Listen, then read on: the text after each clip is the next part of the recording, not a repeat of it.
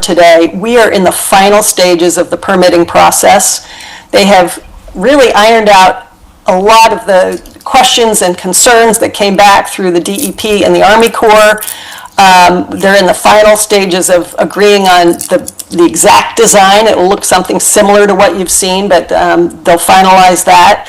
And we really hope to have permits and expect to have permits in the next, I'd say, 60 days latest. So that's really exciting. In terms of the informational signs, those have been up for a year now. I'm sorry, the next page, yeah. The condominiums along the waterfront bought with their own money signs to ask people to just exercise caution in this fragile ecosystem. We see a lot of boats that are dragging anchors, dragging propellers, people tying their boats and kayaks up to the mangroves, hanging their towels up, climbing over them. So we really just, I'm sure there's no malicious intent here. It's really about educating people. And so these signs, we've already gotten some feedback from people that they've seen the signs and they're very interested in what we're doing. The buoys will be the next step. And yeah, you just switched, good. The intention of the buoys is so that people can really read, for people who can't see what's on the docks, it'll be out in more of the open areas. They won't interfere with navigation because there's really no navigation there. There's just parking, but it's just going to put information out there, letting people know to be careful. This idea came to us through the Jupiter Inlet Foundation. They've done similar kinds of informational buoys.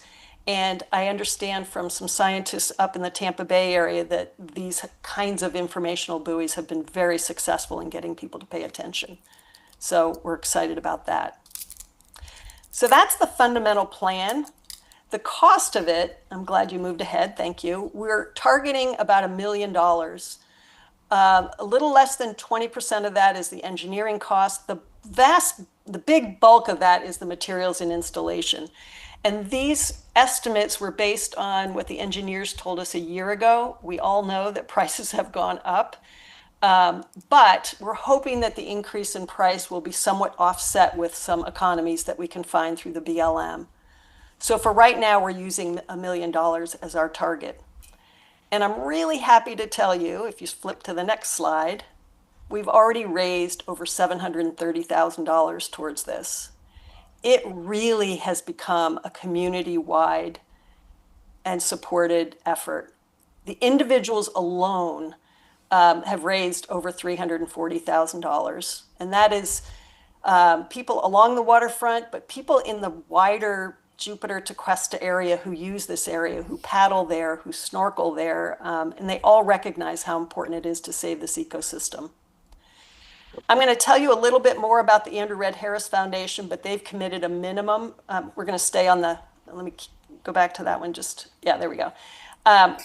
They've committed a minimum of $175,000. Foundations, we've gotten a couple conservation foundations, the Fish and Wildlife Foundation of Florida. We got a grant from Next Era Energy. Charlie and Joe's at Love Street has made a contribution. And if you keep going up the bar there, we got a nice grant from the IRL NEP, which is the Indian River Lagoon National Estuary Program, and CCA, which is Coastal Conservation of Association of Florida. And they're affiliated with the fishing industry. So we're really excited about the progress we're making and how close we are to the finish line, both from a permitting and a fundraising standpoint. If you go to the next slide, this is just demonstrating how this circle of, or this alliance in this community has been just growing. And so now, most recently, we've been focusing on community groups. We've been in to present to the Jupiter Inlet Colony. We've gotten their full support. We've got the support of recreational groups around town who are very supportive. We've had some strong media. Hopefully you've seen some of the pieces on TV as well as in print. We've got local environmental foundations, municipal and government partners, which you are a big part of. And a big reason why I wanted to come tonight was to thank you for that. And I will get into the specifics in a moment. And we're also getting real traction now with some local businesses. So we're very excited about that and looking forward to completing the project. If you move to the next slide, this just gives you a broad look at organizations that have either written a letter of support, donated money, or given us a verbal endorsement and references to other organizations. And it's reaching up into Martin County. We've got businesses that are very excited about what we're doing. West Palm Beach Fishing Club, which represents over 1,600 anglers. I'd like to point out two partnerships within this group here and go into a little more detail. First is the Andrew Red Harris Foundation. That's the next slide.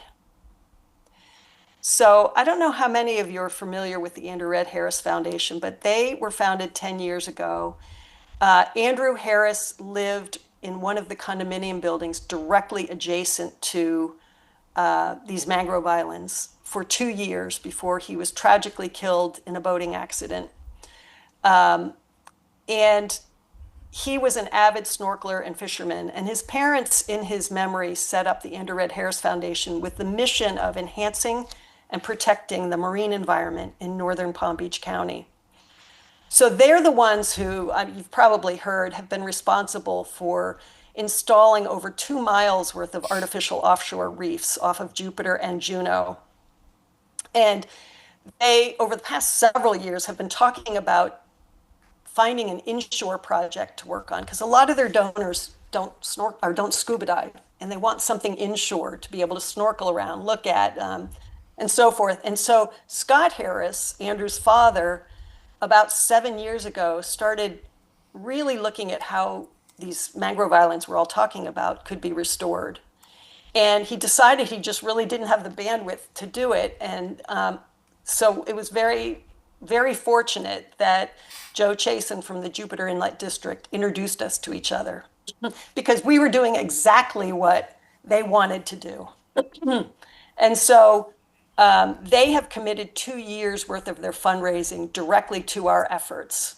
And that's a minimum of $175,000. And we, in turn, are working with the state and trying to name the islands the Andrew Red Harris Islands. So we feel really good about what a wonderful community connection that is. And I've heard nothing but wonderful things about Andrew Harris. So we'll come back to that in a minute. But let me go to the next slide. I want to talk about the partnership that we have had with you all. And again, we are extremely grateful for the support that you've given to Jupiter Narrows Conservation Alliance. To date, Jeremy and Jay were instrumental in submitting an application to the DEP for on our behalf. Unfortunately, we didn't get the grant because it was federal money that was coming through and it didn't trickle down.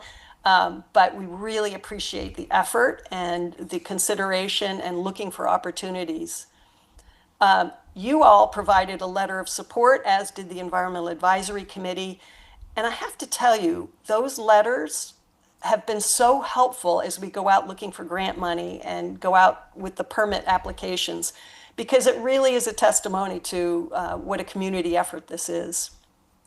Thirdly, you've been so generous with spreading the word among residents. So we appreciate the full page we got in Smoke Signals and on your website. And we are hearing from people. People are signing up on our website and telling us they're hearing about it and they want to know how they can help. So we appreciate that.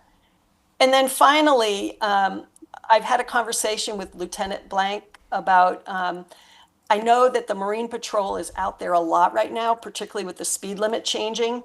And we're not looking to ticket people at all, but we just need help in trying to educate people. And so I know he was going to be talking to the Marine Patrol about the possibility of just, if you see people tying up their kayaks to these mangroves, let them know that they're very fragile and we have to be a little more careful around them. So I appreciate and thank you for all of those contributions.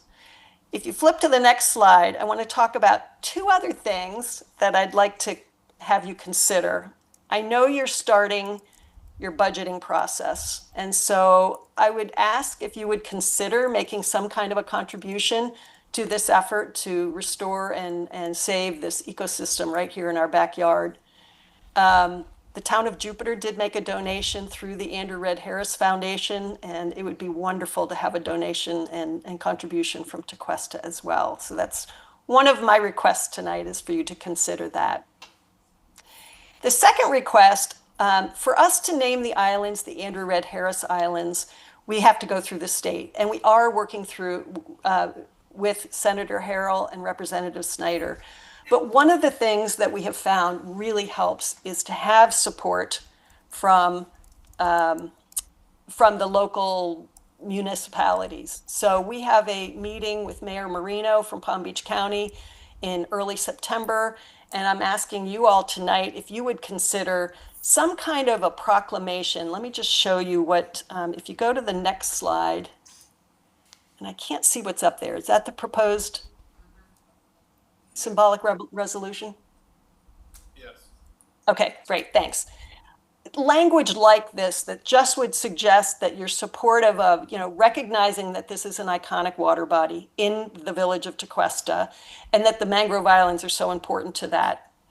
Recognizing that Andrew Red Harris lived right next to these islands and was an avid waterman and a steward of the natural resources.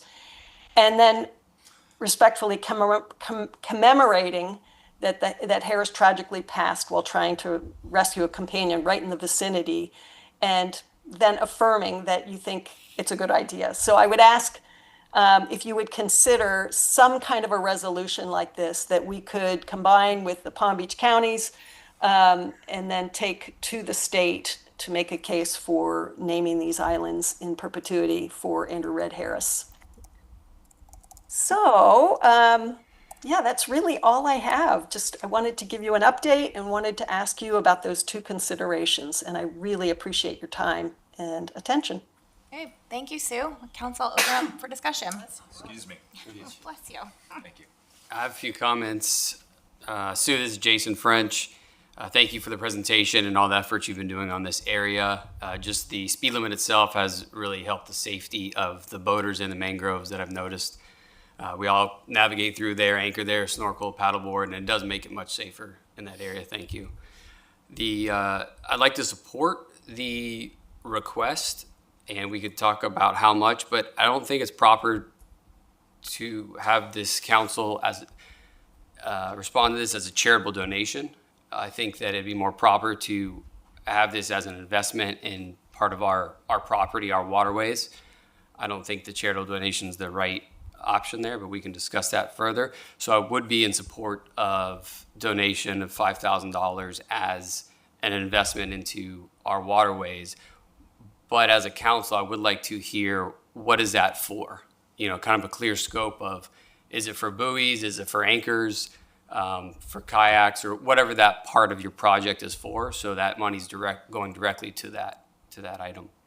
The other part for naming the islands, I think before I was neutral on that resolution when it came to us in the past. I didn't completely understand the story behind it. So that was a very interesting story of where it came from and how it went. I missed that part previously. So I would be in support of discussing how we would go about supporting that resolution of naming the Andrew Red Harris Islands. That's all I have. Thank you, Sue, for being here. Thank you. Sue, you said you have a dollar mark for $1 million. Is that correct? Yes. Can you start any kind of work before you hit the $1 million mark? Or do you have to wait until you guys get to $1 million to start? So I'm quite sure we can start. Well, first of all, we're well underway in the engineering. And I just talked to the engineers today and asked that exact question. Would a contractor sign a contract with us before we have 100% of the funds in the bank? I'm waiting for that answer, but the fact of the matter is it's going to happen it doesn't all happen at once, right? So we already have money to start. And we've got a contingency built in there. There was $45,000 in there for monitoring, which doesn't start until the whole thing's done. The mangrove planting, even though we've gotten the donation, we're getting a donation from Mang for all the mangroves.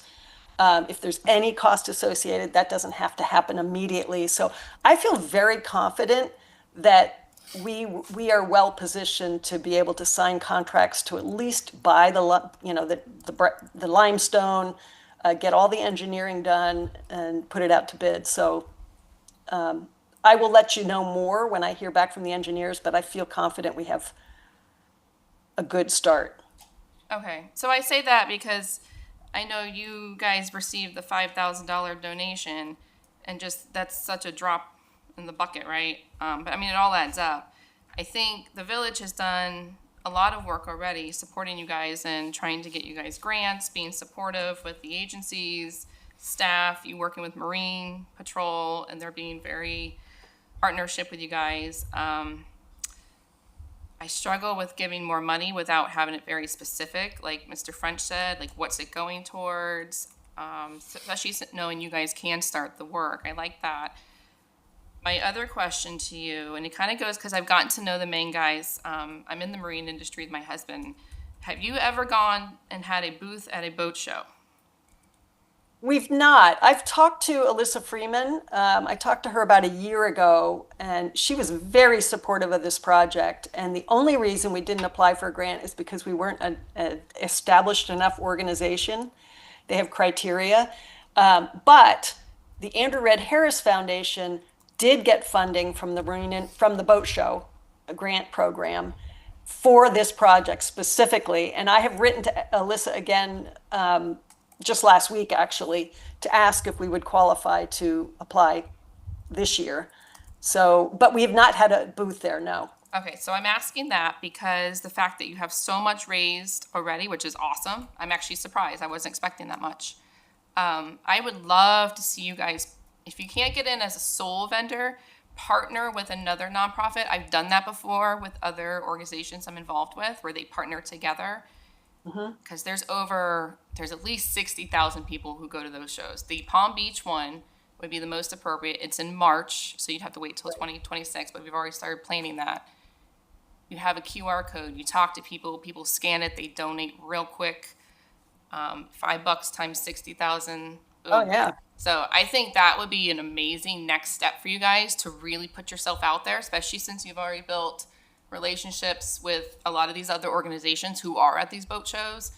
I think that would be the most successful thing for you guys to get the next bump to put you over that financial goal, and then maybe come back and tell us the update. And maybe if you guys have a little window or a little gap, maybe we can discuss what that looks like if we help fill a specific gap. The naming, I don't really think that's anything that has to do with us. It's the waterway, which is always a very sticky discussion. Who owns the waterways? There's so many agencies involved. I think that'd be up to you guys. You guys are the one driving the ship for restoring this. And I think it'd be more appropriate for you guys to figure out if you wanted to name them and who to name them after. That's all I have. Thank you. Can I respond to that? Yeah, or? absolutely. Yeah, so absolutely, I recognize that this is not within your jurisdiction to name. And we are working with the state, but just like the letters of support that go to potential funders or the permitters, it can't hurt for them to know that the local municipalities don't have an objection to this, that this is something that would be a good thing for the community. So I'm not asking you to name them for sure. I'm only asking for a symbolic resolution that says we would support the state doing this. That's number one. Number two, so I don't disagree about getting more visibility at the boat show, but back to the money and when it gets raised. I mean, I fully would expect that we have these things built by early Q1. So that the money does have to be raised by the end of the year. You could always dip the Fort Lauderdale boat show. It's right before Halloween. Okay. All right. Miami one is in February. So Lauderdale's great. There's a lot of local people, a lot of Tequestian people go down there. It's just the Palm Beach one obviously is right there in West Palm, but Fort Lauderdale is a huge one, and it's international. Okay. Probably has more Thank foot you. traffic as well. Yeah, and in terms of both of your comments about a budget line item, be happy to work with you on making it specific to something. You have a very general guideline of where where we need to, what we need to raise and what it's for. Obviously, we can make it specific if that's something you agreed to do. Yeah, I think if it was specific, it would just help us even put a dollar amount on it. Like, let's say the buoys cost X amount. All right, council, do we want to sponsor the buoys? And I just think it makes the conversation more direct and efficient. Okay. Yeah, my thoughts real quick, just along those lines was, I agree with what you guys were saying. I was thinking like we could commit to, like, say, matching Jupiter's amount, for example, contingent upon construction starting. So then we actually know it's going towards a construction. So that's kind of where, because I felt the same. Like, I really want to make sure like the project actually does commence and we know what it's going towards, something tangible that our residents will be able to see and utilize the area. So just wanted to throw that out there for thought. I agree. Hi, Susan. How are you? Good. Thank you for being here again. I grew up around this area, and I remember when you were here last, which was, I guess, probably over a year ago. I'm not sure. When you felt like you were just kind of getting it up and running, and it's tremendous to see how far you've come in that time. But I do remember being just shocked. It's one of those things you pass by it all the time, but until you see a picture or a series of pictures comparing what it looked like back then and to now, it was just shocking. And I remember, I think the one that really struck me was it used to wrap almost, or I think it went under Cato Bridge at one time. Yeah, it And did. I remember as a kid, like where that sandbar was, playing there, and there were mangroves, and it just never struck me that they aren't there anymore, which is terrible. But I'm personally in favor of doing whatever we can to save and bring back the mangrove islands. I just had two questions, one of which has already been asked twice. You know, what exactly would the donation from BOT be used for? I agree. I think it'd be nice to do some kind of contingency if and when they go forward with construction. But the other question I had, I guess, was for the village. What is our current position, if anything, on, I'll say, donations, since that's the way it was originally brought up, to a local not-for-profit? I mean, do we have a precedence of doing this, or?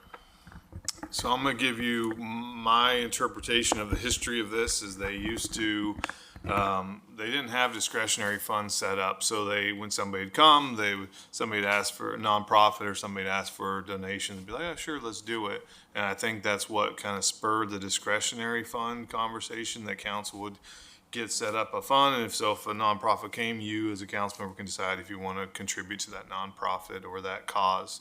And so typically there's not, I mean, in my experience here, my 6 years, we don't specifically donate budget items to nonprofits. It would typically be through the discretionary funds. Okay, so if we, Doesn't mean that we can't. It's just that you got to be careful. You know, if you do for one, you might have to do for another. And are we going to get a whole bunch? And I think that's where the discretionary funds came in, is they were starting to get a lot of requests for those. So just being mindful of those that were, we have to pick and choose those, those causes as a council. And so, but we can, if the council wants to put a budget to it, we absolutely can. You want to use discretionary funds, you can. Combination of But both, just or- being careful moving forward what that looks like. And I think, the suggestions that came up about having it very specific to a cause, I think that's better. Okay. Well, yeah, I mean, in short, I am 100% in favor of doing whatever we can. And as far as the naming of the islands, I hadn't even heard of the Andrew Red Harris Foundation, so thank you for bringing that to our attention. And I am also 100% in support of issuing, whether it's a letter of support, or I don't know if resolution is the right way to do it, but something to show our support for naming it the Andrew Red Harris Islands. That's all I got. I also wanted to comment on the donation versus line item. I didn't intend to ask for a donation per se. What I mentioned was, for the town of Jupiter, it was a donation. They have a charitable fund or charitable part that they gave the money to the Andrew Red Harris for this project. I was thinking more of a budget line item, since this is in the village of Tequesta. I don't know if that helps or not, but we could certainly work together to come up with whatever I could give you a list of specific things you could apply it to, and you could pick the one that the amount fits what you think is appropriate, or however you want to work on that. Yeah, and that is critical. I mean, it is in our waterways, it's in our boundary, so, I mean, it's a little different. You know, that makes me feel even more supportive of it, and it feels a little more right, you know, that I know it's money, right? $5,000 is $5,000, and, but seeing as though it's in our waterways, that would make me feel pretty good about it, yeah. Okay. All right, Vice Mayor Sartori?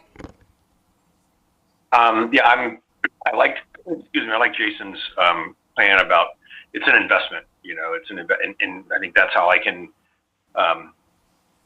support this is because it is in our waterway. It's a public safety issue. It can be a public safety issue. I said, especially when they extended the no wake zone. But so no, I'm very supportive of the effort. I'm supportive of a resolution for renaming.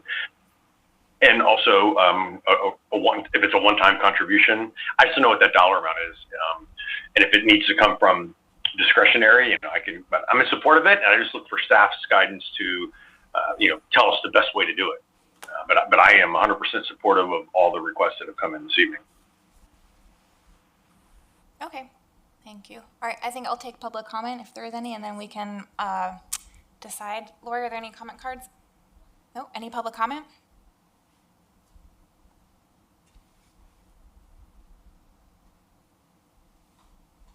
Jeremy had it exactly right. What happened was people were coming, doing these presentations, and the councils were uncomfortable saying no.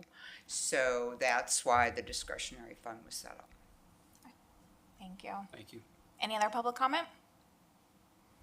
No? Okay. So yeah, like I said, I am in favor of like potentially just matching Jupiter's, but contingent upon construction starting, or if we want to even get more specific than that, we could, because it is an investment in our waterways. I mean, Sue, it's amazing what you guys have done in such relatively a short amount of time. Truly, it probably doesn't feel like it to you with all the work you've been doing, but it's very impressive, and I totally support the cause. And then in regards to naming, I lean with Councilmember Brandon. I'm just not comfortable with getting into the naming of the islands business. So that one I'm just not in favor for. So how would council like to proceed then on a donation or a budget line item in the budget? Jeremy, what do you think between those two would be more appropriate? Well, it sounds like a consensus that we do want to do it. We will allocate money out of one of the funds. And I know we have a budget workshop on the 18th, so we will present that in the budget workshop. It'll probably be under the planning department, and we'll dedicate $5,000 toward that project as a line item. If instead of a donation type of thing, it'd be more of a line item for the Jupiter and Arrows project. Okay, and then does council want it to be contingent upon construction starting, or do you want Sue to provide a more specific, maybe like itemized list of what 5,000 would buy or would go towards? My concern, I'm not saying we need to go higher than 5,000, but my concern is, does 5,000 even cover anything? Those buoys aren't cheap. I'm just using an example. So maybe 5,000 just as a round number, but I do agree I wouldn't give 5,000. I would wait for fill in a gap later where they're missing, but specific dates is helpful. Another town just went through something similar and dates weren't met, and it kept it clear and concise with what was needed to be the next step. So I think a date of starting, especially if the donation's gonna be a general amount that's just going towards the overall project. That way a date would have some sort of specificness to it for the investment. Okay. If we're gonna call it an investment. So yes, we'd budget for, but then Yep. we would know we'd have to wait from them to get a confirmed like start date or whatever the case may be. It's fine. Yeah, Agreed. agreed, Okay like with a that? pledge, or whatever we want to call it, but yeah. Okay, Vice Mayor, does that sound good? Yes, it does. Thank you. Oh, you're breaking up a little bit. I did not get that. I don't know if anyone else did. I think he's good with it. Yes, Okay. yes, yeah, that sounds great. Okay. And then consensus was 3-2 that we do want to do a support letter for renaming the islands as well, correct? So just to clarify though, would the letter say that we are agreeing to it being called the Andrew Harris Islands? Because that basically says we are naming it. And that's what I wanted to avoid. I do support them having the ability to name it whatever they want. That's what my support is. I just don't want it to be specific and put it in writing. Like, we want it to be called this too, because that right there puts us as we're naming it. But I do support you guys. Maybe the letter, for me, I'd rather have the letter be more vague, that we support them in getting to choose what it's named. That's exactly how I feel. Yeah, Yes. That's how I took it, yeah. I took it the same. Okay. So I do agree with that. Okay, Yeah. so- I didn't want to specifically say we. No, Yeah. I never looked at it that way. No, I just don't want to have okay. the name on So the now letter. we're all on the same page. But I support them having the authority and the option of what they want to We're name it. telling the state we're not going to be in the way. Not We support against what it. they're doing. Yes. We will allow them to do the process that they need to do to Correct. get it named. So I think we could draft something of that nature. Sue, do you have a timeline? I thought you mentioned you were, sorry, I'm asking a question, Mayor. You said you mentioned you were already in this process. Do you have a time frame that you're looking at? We don't, no. I mean, ideally, we'd like to have the state name them, when we complete construction. Okay. But it takes a lot of, building consensus, and that's what we're working on right now, working with our legislators in Palm Beach County and you guys. And again, I agree completely. We're not dictating what they're named. We're letting them know kind of why we would like to name it something in some commemoration of Andrew Red Harris. But at the end of the day, the state is the one who's going to make the decision.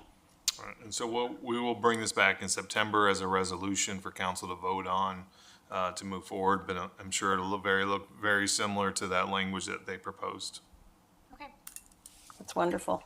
Sounds good. Well, thank you, Sue, for the update and zooming in tonight. We appreciate it, and we look forward to seeing this project happen. Thank you so much for your support. And if there's anything else you need from me, let me know. All Okay, thank you. Take care. right, you too. Bye-bye. All right, moving on to agenda item 2, consideration of a ballot question for a general obligation bond for the purchase of the 1 Main Street, formerly known as Paradise Park. Jeremy? Thank you, Mayor. I believe the staff report accurately summarized the issue. I have provided a brief overview of the property that has a history with the village dating back to the late 90s. The workshop item for discussion is the potential purchase of 1 Main Street Paradise Park as we know it. In discussion with the owner, developer of the property, Phil Perko, he mentioned selling the property. We began some dialogue about the value in which he provided an appraisal for the property that is attached. With some back and forth discussion, Mr. Perko has offered the village an opportunity to purchase the property at $1 million less than the appraised value. The village does not have funding to purchase at that value. Staff would be recommending a bond issue to consider if we were going to move forward with this. In return for holding the property for us to go through a bond referendum, Mr. Perko would like us to lease the property in the value of $100,000 for the year. Previously, and I think I sent this to council today. Previously, we leased the property in 2021 for $42,000. In 21-22, we had a rate of $54,000, although we only did it for 2 months to get us through to Cuesta Fest and the chili cook-off. So the last time we leased it, it was at a rate of $54,816. We would have some additional maintenance costs such as lawn and landscaping, oak tree trimming, and utility costs, probably in the $17,000, $18,000. I would say $20,000 for maintenance costs for the year. So all in, probably you're looking at $120,000 to lease the property for 1 year. Would give us an opportunity for Cuesta Fest and the chili cook-off to be at that location if we do lease the property for that time. So there is some benefits as well. I can answer any questions. I think Mr. Davis could answer any questions on the timeline to put it on a referendum. If we do move forward with wanting to purchase the property, we would need to get 2 appraisals ordered by the village council. So additional appraisal than what we have in the backup. As part of the process, it's nothing against the developer's appraisal. It's just that the legal parts, we had to order 2 appraisals of our own, independent. So with that, I can answer any questions that you may have. Mr. Davis can answer any questions on the process for referendum, and at this point, it's open for discussion. If, council, if you don't mind, maybe have Keith just kind of give a high level too, so the public can hear about that process. Well, I mean, so if there is an appetite on the council to proceed, you're gonna need to get bond counsel retained right away. If there's a desire to have this on the March 2026 ballot for the voters to decide, we have to get the, you have to adopt a resolution establishing and approving the bond issue, approving proceeding with it, and that has to get to the supervisor of elections sometime, I think, in early December. And I don't know the exact date. I have a little flow chart here. I put December 1st as a placeholder, but at some point in early December, that has to get to the supervisor's office. So that's your first hard deadline. Assuming that's met, there's some publication notice requirements that would occur in February, and then the March 10th would be the referendum itself. If it passes, if the voters approve it, then there's additional process that takes place after that. The actual bond resolution would go to a bond validation hearing in the circuit court, and that's a small process that would probably, assuming everything continues to flow the way it's anticipated, sometime in June or July of 2026, by the time I got in front of a judge. There's an appeal period, assuming, bond validation hearing, judge approves, then there's 30 days for affected persons or interested parties to appeal. 30 days goes by. Essentially, you're looking at then bond counsel would assist with finance, with actually shopping, for the financing. You're probably looking at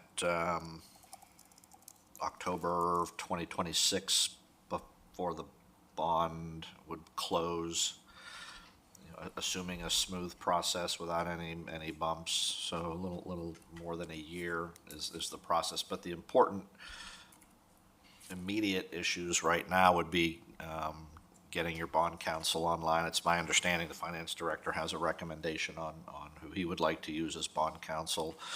I'm not married to anyone in terms of who I think it should be. If there's someone that finance is comfortable with, my recommendation would be to seriously consider that person, looking at their credentials. And then you'd have to get that referendum resolution adopted this fall and get it to the supervisor's office by early December. That's your immediate hard deadline to keep in mind if there's an appetite to proceed, and then everything will flow from that afterwards. Okay. Thank you. Keith, Jeremy, do you have anything else to add? No, ma'am. No. All right, council, open it up for discussion.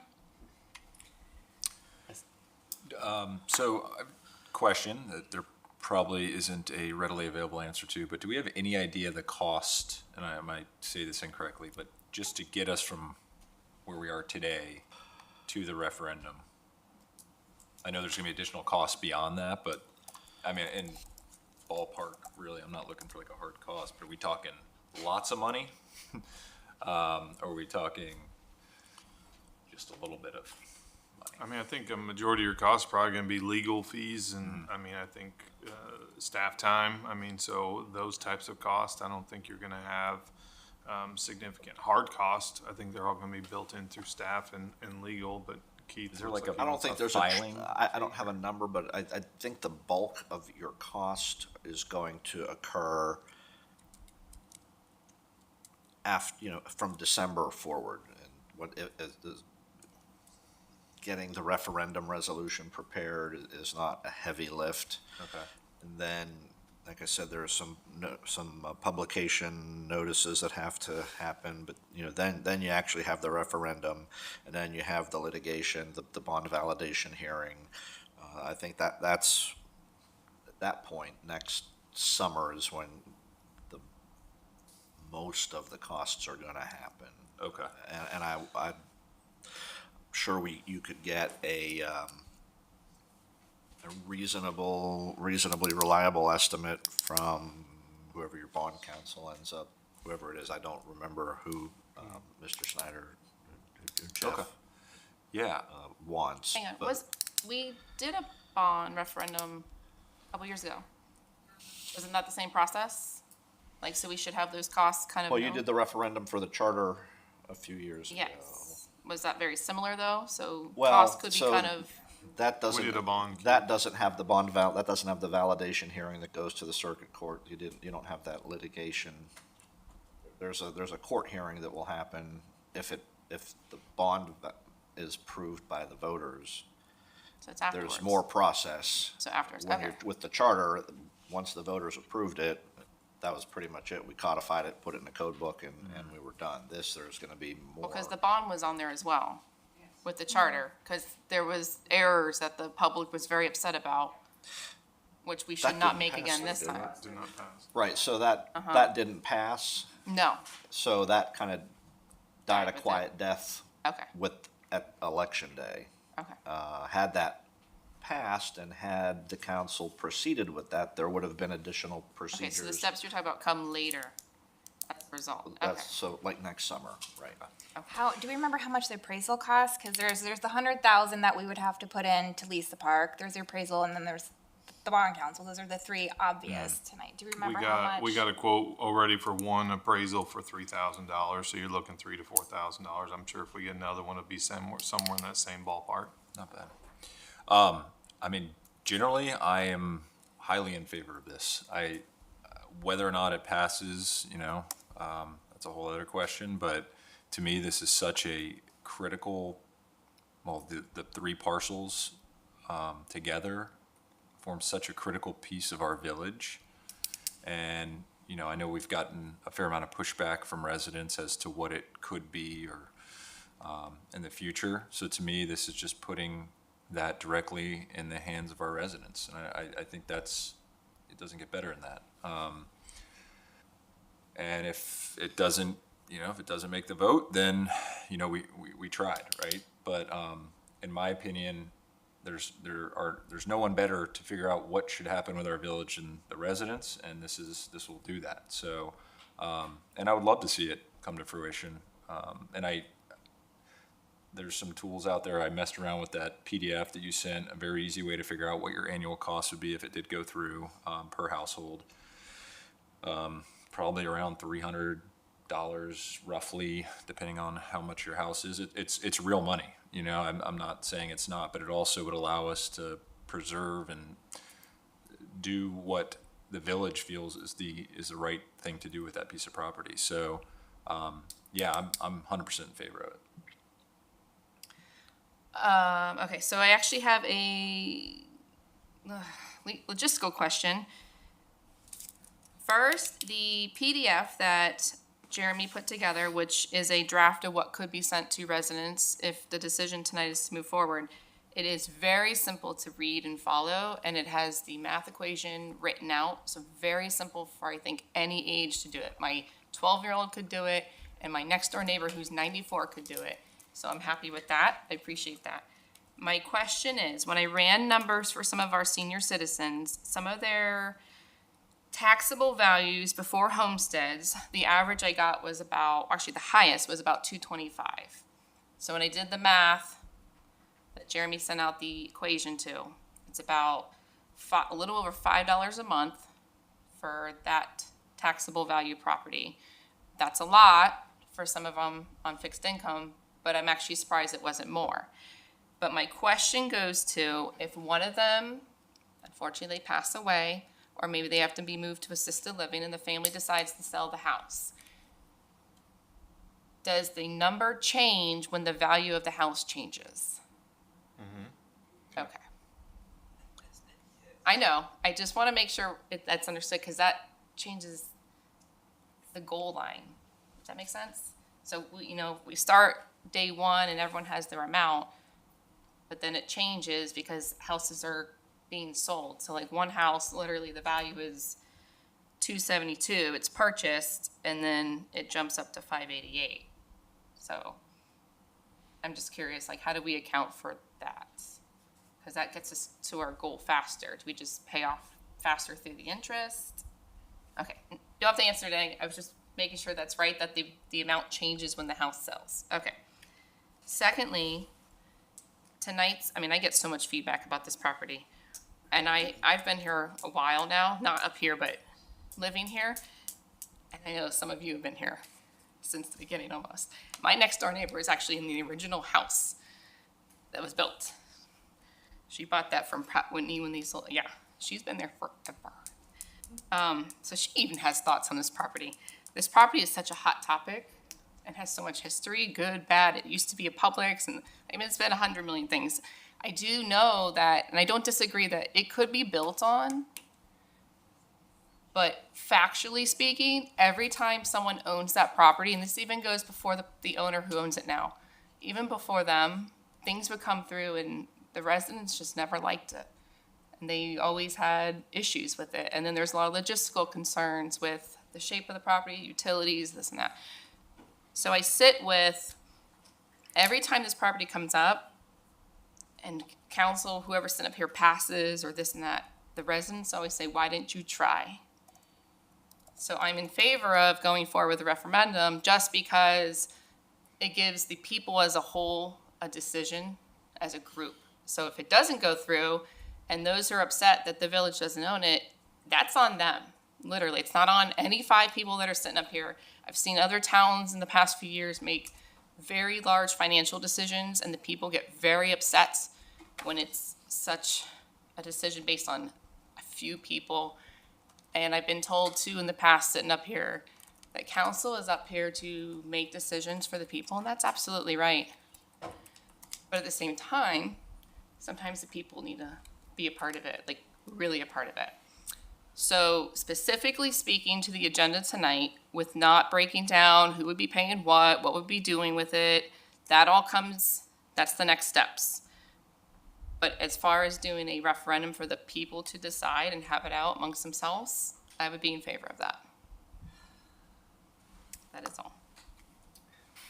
Thank you, Councilman Brandon. I echo the same. I think this is a very exciting opportunity. We're still far, far away from the details, pricing, proposals, everything of that nature. So I think in short, I do support this. I want to see what happens and we have these discussions and move forward.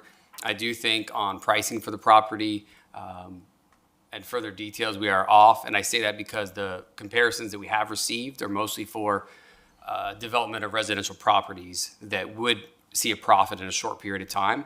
We will never see a profit on this property no matter what we do to it. So I think we have to keep that in mind when coming up with a cost. I think that cost should be significantly lower than we're speaking right now. I do think we need to have a proposal to our residents where they can visualize what that property will be. We cannot just say we're going to purchase this property. I think that vote would fail. So some options that we were sent by Jay Hupps not long ago, phenomenal ideas. Some of these that we've seen, if you've visited Coconut Grove or other places, they've really combined a similar park where residents love it and it's just open and accessible. So I think that if we do move forward, we have to have that proposal or it's not going to pass referendum. The other question I had was chili cook-off and Tequesta Fest. Do we make a profit on those? No. Okay. So the cost is a little bit higher than. Chili Cook-Off is really not our event. We sponsor the event. So the money that they make, they give back to charities, but that is, like TFOPS would probably be the most, responsible party for that. But we just sponsor the event and provide some support. So, any profit that is made typically goes back to the nonprofits and goes to a good cause, but we don't receive any of those revenues from it. Understand. Thank you. That's all my comments. In short, I do support, and I'd like to see where these conversations go. Vice Mayor? I too am very supportive of this. I do know that yeah, I'd like to put it to the voters. I know that we can't advocate as a council and as a village, we can't advocate for the passing of this, but we can have a very robust public information campaign, which I think is going to be critical, along with, as Jason just mentioned, something, a park, a concept or an idea. I do think that I'm glad that we have our policy says get to appraisals because, I couldn't tell you the value of vacant land, especially that's land that's going to be preserved. That would be my intent. So it's never going to be developed. It was, as Jason mentioned. But we also need to make sure that when the appraisal is done, there is a parking agreement. So we're not going to get, I don't know if we can get all 3 parcels because there's a shared parking agreement, if I'm not mistaken. So, that needs to be, the appraiser needs to be made aware of that as well before we go down that road. But in short, as it was discussed, I am 100% in favor of going down this road, putting the information through a very robust public information campaign to the public, let them decide. But I'm curious as to what will happen to the value when this shared parking agreement. I have not read, I admit, I have not read the appraisal yet. So I don't know if it even addresses that shared parking agreement because we need to know that we have to still give up anywhere between 49 and 72 spots we have to maintain, if I'm not mistaken. So we just have to really look into that and what the value of that parking agreement, what value goes away by having to maintain that shared parking agreement. Those are my comments. Thank you. So I know I was here when the last bond went out to vote, and I actually was not in favor of putting it out to vote because I felt like it was too open-ended. And so if we want to do this again, we need to be more focused, transparent, and targeted with what the plan is so the voters know what they're voting for. Because I do think that's what happened last time and why the voters didn't ultimately approve it. So, I think we need to kind of have a vision of what would go there. We can't commit fully, I think, to one thing, but, is there a vision for it to be just full open green space? Is there a vision for it to be more of an urban park? I know I've been beating the drum a long time up here that I've always visioned it as an urban park. And you can make revenue off that. We could have an event space, like a beautiful outdoor event space. You could have a P3 for like a restaurant or something, and they would lease land, and lots of times in those agreements there's revenue sharing. So we could actually, pull in some revenue on the property as well. So I think we really, as a council, need to have a clearer picture of what we envision there. The residents I've talked to, everyone does seem in favor of voting for it and taking on that cost, but most of them, and I was very neutral with my asking. I did not give my opinion of what I envisioned. I just, was very neutral and got their feedback, and everyone was like, we want like something like an event space or something that they can use. So the majority, or everyone I've talked to actually did not see it as just like a full open space with no actual use. But again, Vice Mayor brought up a great point with the shared parking, like how would that affect anything we'd want to do there?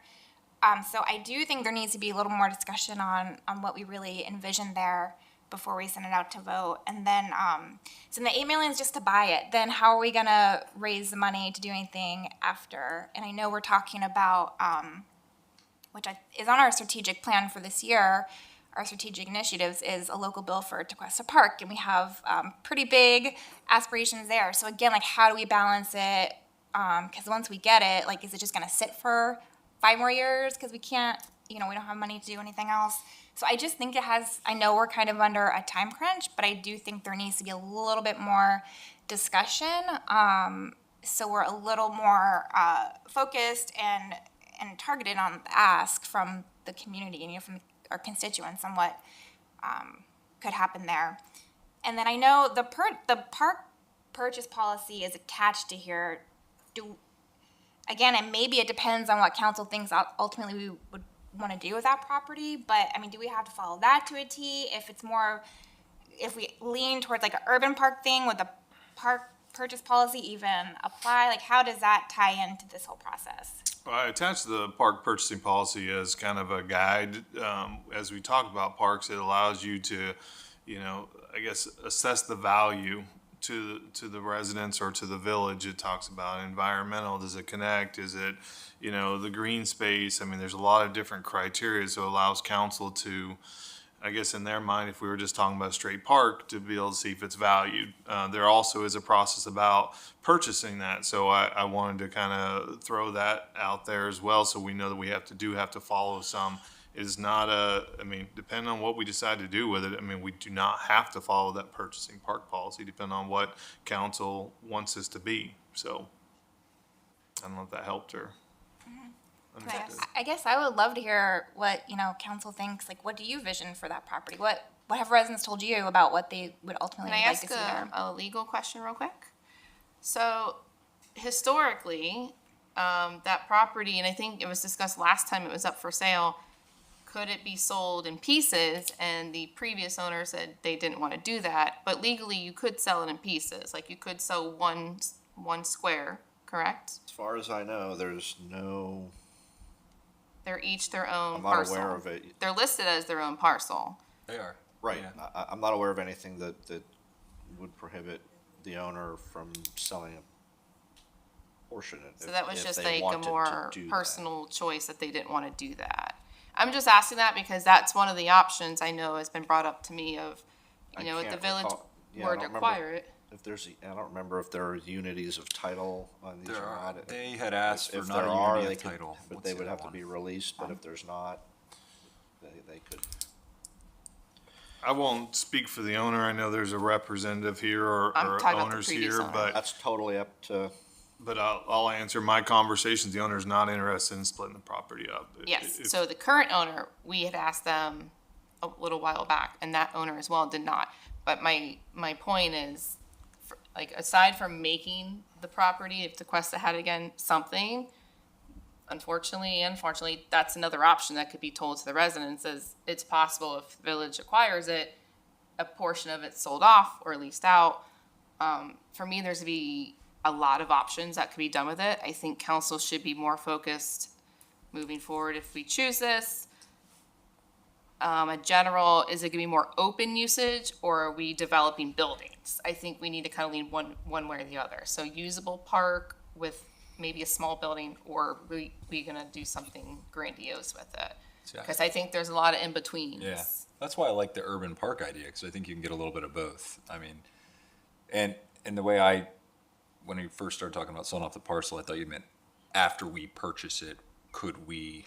That is what I meant. Oh, okay, As an okay. option. It got brought up to me, Yeah. and, I was told it is I think legal, it but is, yeah. for me, that just throws another option at the residents, like, it's not a one-time purchase, it's possible, maybe as design and charrettes go, that does make sense. So, Mm-hmm. it's gonna be hard for me to really go down to one or two options. I think we need to be more focused on a theme. Mm-hmm. So it's known to the residents, what do you call it, passive park, which I'm not saying it should be, or urban park, or full force Yeah. development. No, I think we kind of need to pick a general theme to go in. Yeah, it's a big decision. I think I'd love to see it as open space. I'd love to see it as a destination where you could go enjoy the park, grab a meal, all that. And also, please disregard what I said about $300 a year. I was doing it on my phone and it wasn't populating the other side. And my house does not have a taxable value of $1 million. So disregard the $300. It's a big decision. I mean, there's a lot of options. You could sell off one to make some of the costs back, or use that revenue to do whatever you want to do on the other two parcels. But then the question becomes, what do they do with that parcel? What kind of control do we have, and how does it affect the other two parcels? Or, to me, the question for tonight is, the main question is the referendum. But I understand the point of we should have some kind of plan going into this, not just. That's just not the prudent thing to do, but for our residents. I mean, they should know what the thought is. It's a little early on for that, but that's what I would love to see, but I also haven't had a chance to fully discuss with residents and everything what they would like as well. But I do know, I've only sat up here for one potential development on this property, and it got a tremendous amount of pushback. So I think tonight is about trying to figure out if we want to put that decision in the hands of all of our residents. And that's the part I'm in favor of. Figuring out what we do with it, we got to get there, but that might take a little time. I as well. I'm in favor of putting it in the hands of residents because, again, it just comes back to every time this thing comes up, a majority of residents say, wait, the village doesn't own that?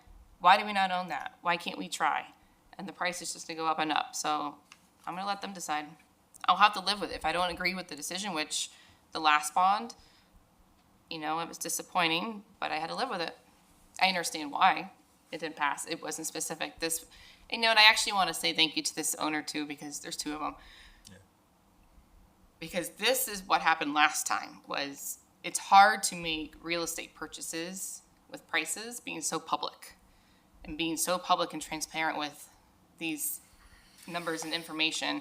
It takes a very special seller to be willing to kind of work with the village on this. So the fact that that's happening is going to even allow the residents to even get this chance. So thank you. I'll second that. And please tell Yeah. Parco that as well, because I know this probably can't be easy for them, but that's really the magic in this whole situation is now we have someone that is going to allow some time, residents are getting a chance, and without that, and you guys being, respectful to that manner, residents wouldn't even get a chance. We'd be in the same boat we've been in every couple of years this property comes up. So, thank you.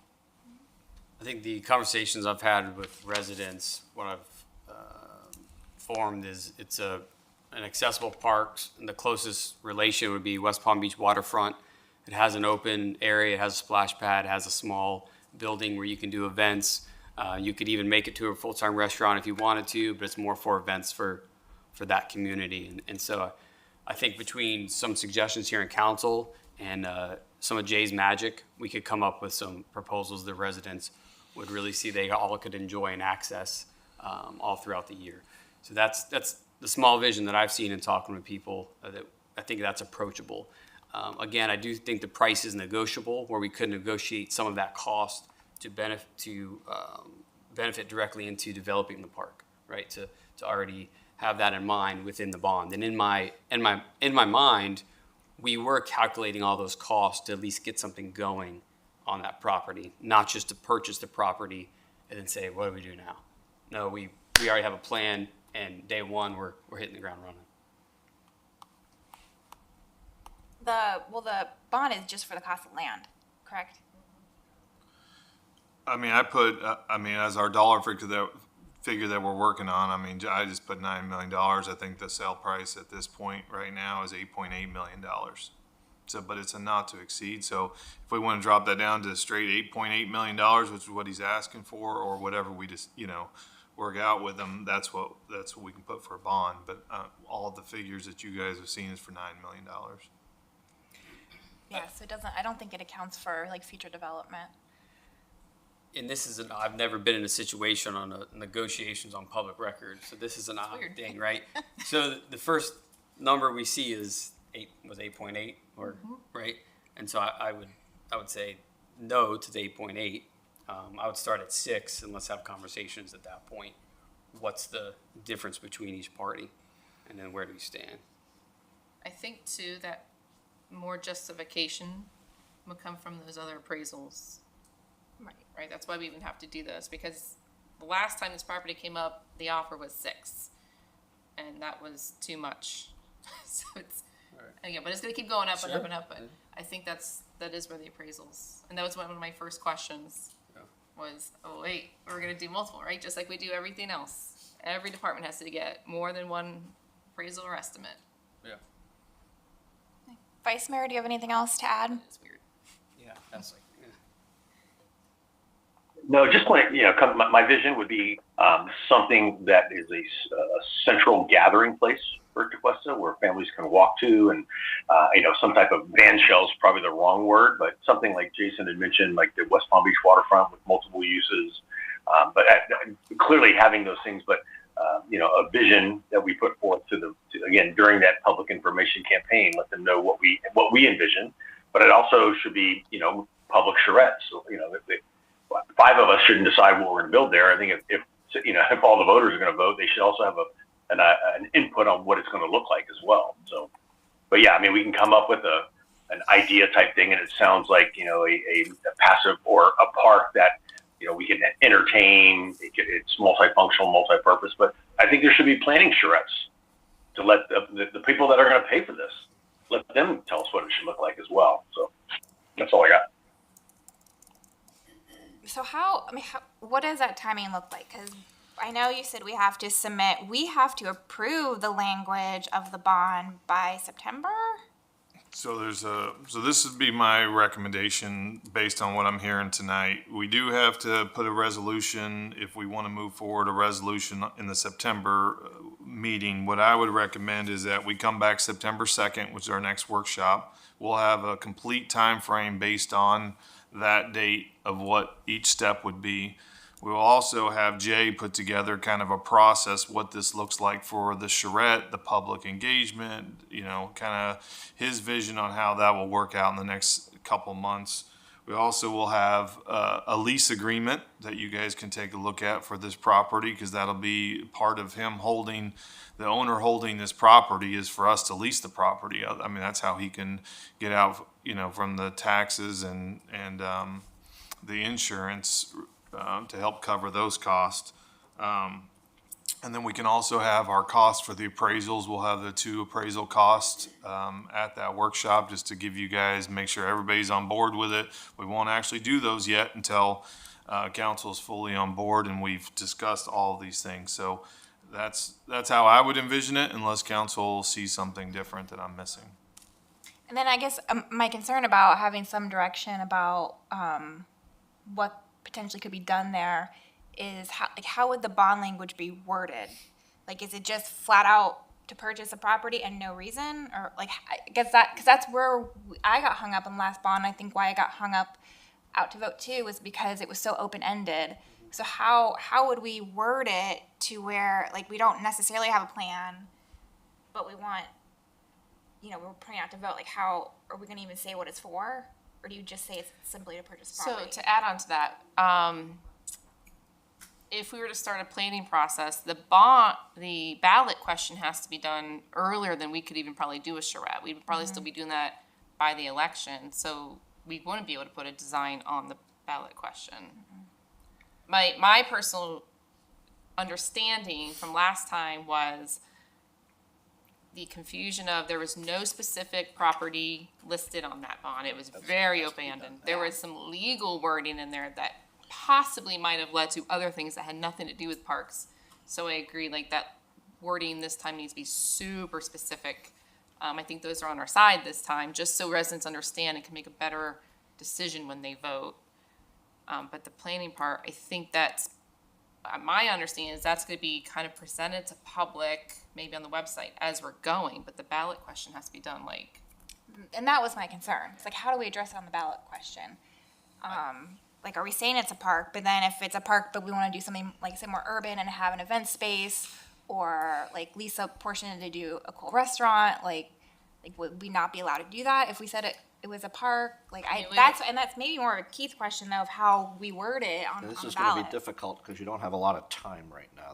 That language, I mean, you could talk about for purposes of acquiring the land for public park purposes, but you know, whether you develop it as a passive park or a more active with facilities.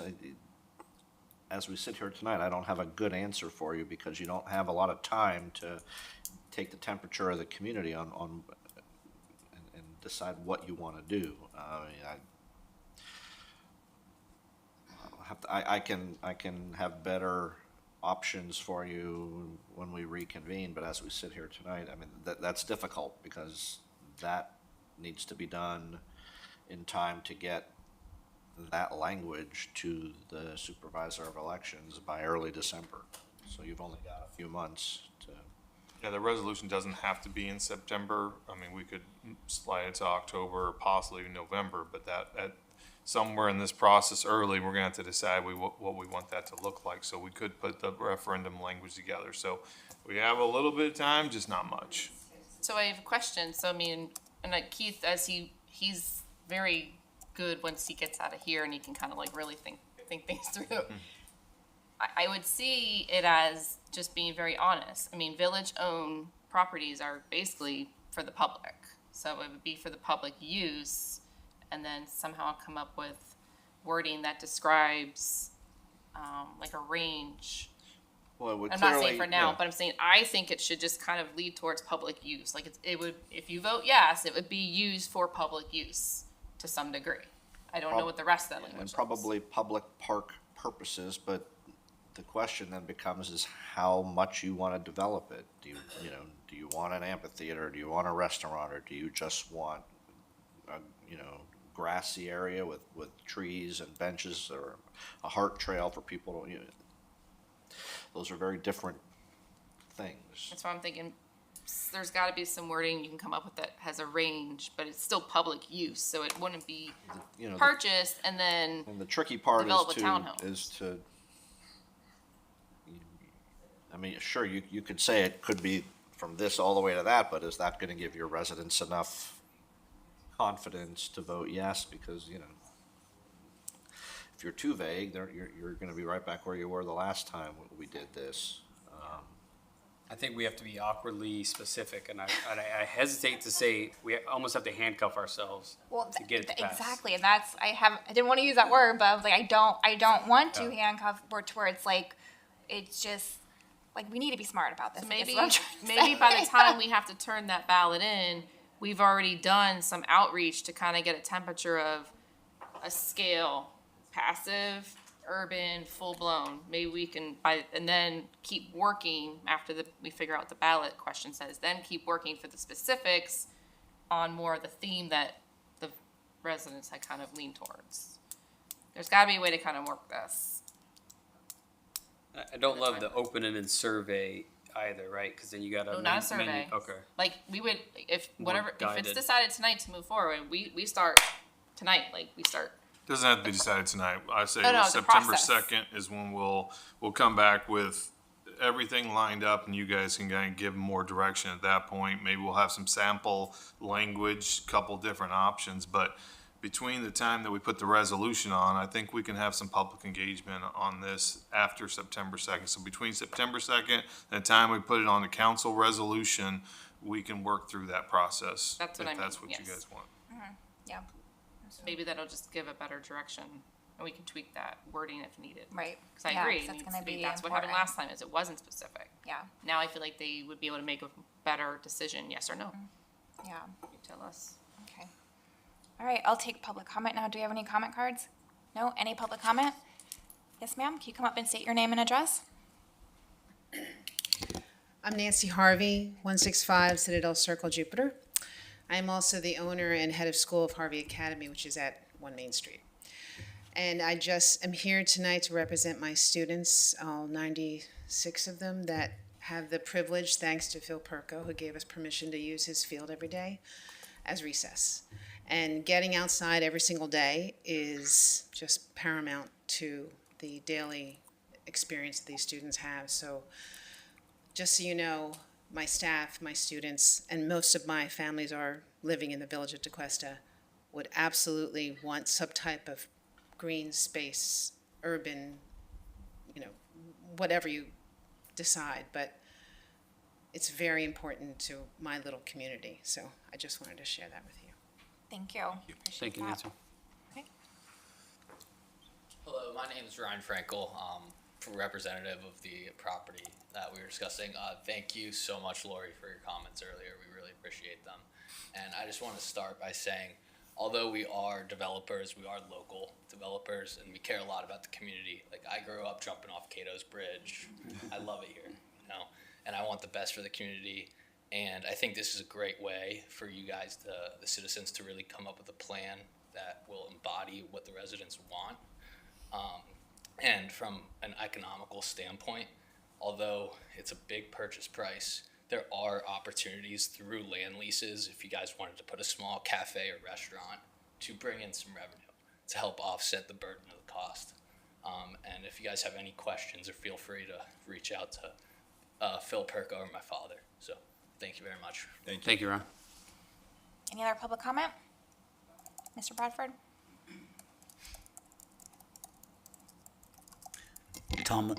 Thomas Bradford, 44 Chestnut Trail.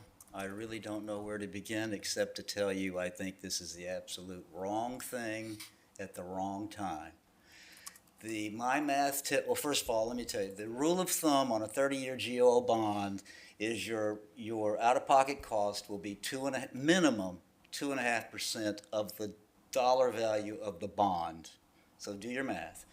Okay, so my math tells me the debt service is $790,000 for 30 years. That's a lot of money. And then I'm also concerned about the fact that you want to spend up to $100,000 of taxpayer money to apparently get you to a place where the public has to make a decision for which they voted you to do. You have a responsibility when you talk to the people on the street and say, what do you think about a green space in a park? They don't know what you're supposed to know, and that is you've got a governor who is saying that he does not want there to be any property tax, and he's going to deal with it in the next legislative session, and he might win. What in the world are you going to do while at the same time trying to take annual debt service on of $790,000, whatever it was, a big chunk of change, and you haven't even penciled in the maintenance of Tequesta Park into your budget yet, and now you're talking about adding 3 more acres downtown when you can get an urban park for absolutely free if you negotiate with these people properly. Please do your job and find a way to get these things done. That's all I'm asking. It's a mistake for you to do this. And oh yeah, one last thing. What is it about the charrettes that you've paid for and conducted in the past that you don't understand? They said very clearly they want mixed use, open space, retail, and residential. Very simple. That's what you should be working on, and you don't need another charrette because that is the result of the previous charrette. Thank you. Thank you, Tom. Any other public comment? Marcia, and then I'll call you up. Oh, Marcia, go first, and then I'll call you up. No, please. I'm gonna be quick. Andrea Aiken, 35 Bayview Road. And I would just encourage the council to really evaluate if this makes sense, because respectfully, I want to say that it sounds more like there's so much attention to making this appeal to the residents this time, because it didn't last time. And all of the conversation seems to be around that prior to, does this make financial sense? Does this make sense for the village and the taxpayers? Thank you. Thank Thank you. you, Andrea. Marcia? So that was a nice lead-in for me. So I'm not opposed per se to this acquisition. Actually, I agree with Mr. French, which is unreal. It would be lovely to have a centralized park to enhance village events and residents' access to green space. However, the proposal to acquire the property needs to be looked at in relation to other parks in Tequesta. On the board right now is 1.3 million Phase 2 for Remembrance. Tequesta Park's proposed improvements might well top 6 million, and as the state, who knows? I would be more inclined to support this referendum if the following. Funding for the development of Paradise Park would take precedence over any other future development of Tequesta Park. Tequesta Park would remain as it is unless the state donates it to us. So it would just remain, and you would just table all that stuff. Phase 2 and Phase 3 of my beautiful Remembrance Park would be way on the back burner. And using our experience with Remembrance Park, there should be a cost estimate for the development of both an active and passive park. It was 1.5 million for Remembrance, and there wasn't a splash pond, a slide, anything. It was just trees, grass, and a few benches, and a few other, a flagpole. So what I fear the most, and what my husband would call a dog and pony show. Pretty renderings of our wonderful park without a price tag. No estimate of maintenance or development costs. This is how we sell acquisitions, by saying, okay, it's, for my place, it was less than $100 a year. But that cost is fragmented. That's not the real cost. That's the cost to get the property. That's not the cost to develop the property. That's not the cost to mow the lawn. What we need to have is a realistic price on what it costs, not just to get it, but to maintain it and to development. Otherwise, we're going to have a parcel like we had with Remembrance, where it sat there for how many years and nothing was done with it. Thank you. Thank you, Marcia. Any other public comment? Mrs. Watkins? Hi, Pat Watkins, 167 River Drive. Most of the points I would offer have been mentioned. Obviously, this is an enormous price tag. And my concern, as I've expressed to you all before, with DeQuesta Park, and you've added Remembrance, and what's there is beautiful. But taking this on, you have to look at the impact of the maintenance after the fact that's going to be on the community. This is a lot of things going on, and you have other obligations with the roads and the sidewalks and all of this. It's just a lot. Yes, the village certainly needs green space, I would agree, but the price tag, I don't understand. I'm very relieved to hear you're going to get 2 other appraisals. You should always have the buyer appraisals, because that parcel is going to be difficult for any developer. Whoever buys that property is going to have the same sort of issues that Mr. Perko has had in the past. With the code you have, now the overlay, cross-parking agreements, whatever it is, it's going to be difficult, and I can't imagine that won't impact an appraisal.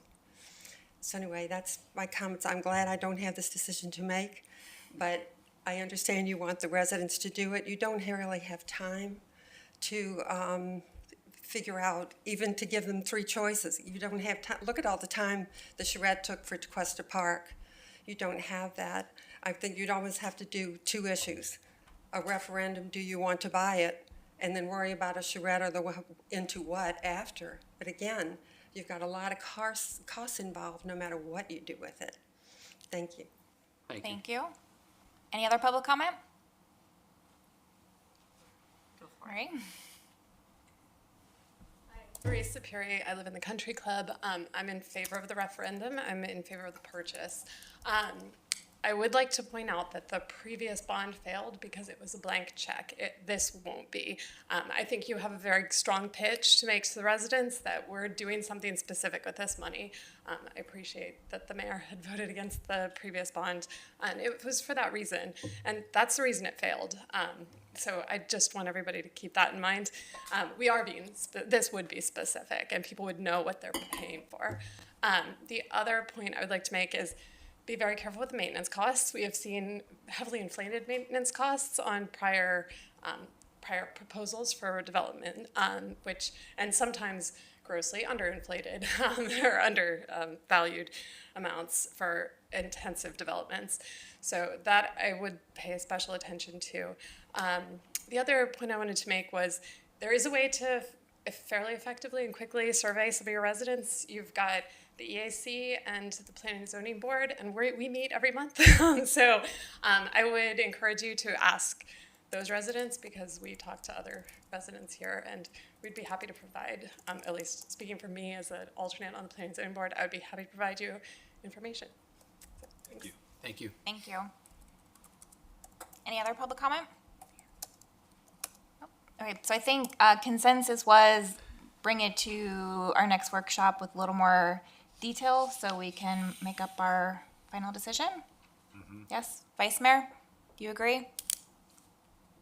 Yes, I agree. Thank you. Okay, staff, are you guys clear? Do you need anything else? Okay. All right. Just a reminder, we are skipping 3 because we removed that from the agenda. And our final agenda item 4 today is the legislative update from Pete. All right. Thank you, Mayor. I'm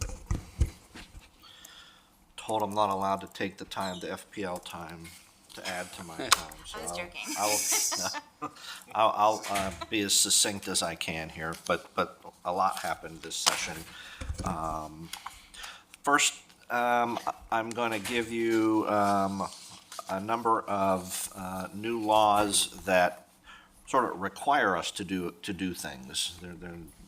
So these are probably the most important in terms of staff having to bring you back changes to our codes and policies and things like that. So Senate Bill 784 is the first one I will remind you of, and that has to do with platting. Platting is now an administrative process. It no longer comes to a public hearing or the governing body. Plat approval happens, will now for the village happen in community development. So you won't see plats anymore. House Bill 551 has to do with permitting for sprinkler systems and fire alarm systems. It requires the village to implement a simplified and accelerated permitting process for those for permits for those systems, and that has to be in place by October of this year. It applies to projects where there's 20 or fewer devices that are being applied for. But if it's 20 or fewer, we have to, building department will have to come up with an accelerated process. Senate Bill 954 has to do with certified recovery residences, also known as sober homes or group homes. So the village has a reasonable accommodation policy, but we are going to be required under this new statute to make sure that that's codified in our code. A reasonable accommodation process essentially is a process that allows anybody with a recognized disability under the Fair Housing Act or the Americans with Disabilities Act to be able to enjoy housing at the same level that people without recognized disabilities can enjoy housing, even if it means that we have to allow that to happen contrary to certain portions of our code. So there's the person with a disability or their representative applies for a reasonable accommodation, explains what their disability is, explains what code section they want an accommodation from, and then there's a process. There's a fairly established best practice for how these hearings are handled or these requests are handled. But all that to say is we have to make sure that our process is codified and that it complies with the ADA and FHA requirements. One question on that one, Yeah. just so I don't want to forget all the way to the end. You said sober home and group disability home. To me, those are two different Well, things. group home can be, you're right, group homes can be all sorts of different things. But this is for recovery residences, is the statutory term. But you said that's different. You said disability, and I'm thinking. Well, somebody who is a recovering substance abuser is considered someone with a disability under the Fair Housing Act or the ADA. A recovering alcoholic, a recovering drug addict, not using anymore, but someone who is in recovery, that person under the ADA and the FHA is considered somebody with a disability. Okay, thank you. Yeah. Let's see, House Bill 913 has to do with condos and co-ops, requires adoption of an ordinance which requires condos and co-ops that are subject, this has to do with the milestone inspection, the Surfside issue. So we have to amend our code, so if a condo that has to have a milestone inspection, we have to require them to schedule or commence their repairs within a year after they receive what's the law calls a phase 2 inspection report. Typically, there's a phase 1 inspection, and if the phase 1 inspection reveals certain structural deficiencies, then they have to go to a phase 2 inspection, and that's a little more in depth. But all that to say, this statute requires the local permitting authority to have code that requires, within a year of that Phase 2 report, that the repairs have been scheduled to commence. That bill also requires each local enforcement agency to provide, we have to report to the to BPR, Business and Professional Regulation, certain information on milestone inspections that occur within the village, and that begins December 31st of this year. Senate Bill 1730 deals with affordable housing beginning November 1st of 2026, so it's a year out.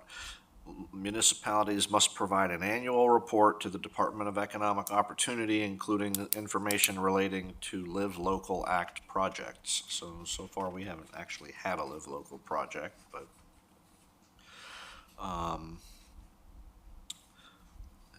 so this last one is a big one, Senate Bill 180, and everybody's probably heard of Senate Bill 180, which was adopted as a change to the state's emergency response statute.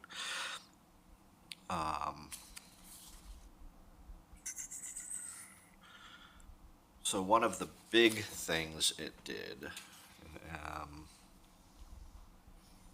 going back, and let me find my other notes on that one. Give me 1 second on Senate Bill 180. Here we go. So each county that was listed in the federal disaster declaration for Hurricane Milton, which is us, Palm Beach County was in the Hurricane Milton disaster declaration, may not impose more restrictive or burdensome comp plan amendments, land development regulations, or procedures regarding review, approval, or issuance of development orders. Now, and this is important for the period, this goes back, retroactive to August 1st of 2024 through October 1st of 2027. I don't remember the date that we adopted our overlay code. So this affects our overlay. Our overlay cannot be implemented because of this bill. We adopted our overlay districts in October Of 2024? of 2024. So this bill prohibits us from doing anything with our overlay district that we passed.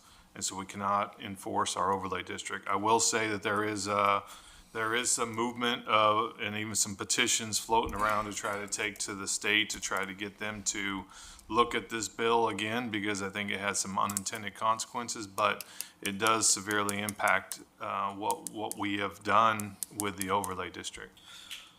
And that, Why do we adopt the corridor plan though? Because even if it's not codified as an overlay district, like we can still use that plan as a guideline with people, but we just can't like enforce it. Right. I mean, we can ask for, Jay can work with, developers or people who are doing that, but we can't enforce any of that's on there. So we can't, I think there's some requirements for special exceptions. Like we can't require them to come in for special exception now. And so there's some of that which was going to trigger that we can't trigger any longer. So, but I mean, as far as some of the architectural or some, we can ask, but Yeah, we can't. like trying to get civic, because that plan was adopted way before that. So at least we have that plan we could try to work with. Like Jay could try to work with developers on some of that stuff. anything that was adopted before August 1st of 2024 is outside the scope of this preemption. So it begins August 1st of 24 and it goes through October 1st of 2027. So on October 2nd of 2027, basically in 2 years, all of that stuff will be coming. We can start enforcing it again. Under the current status of this law, there's nothing to say it won't change between now and then.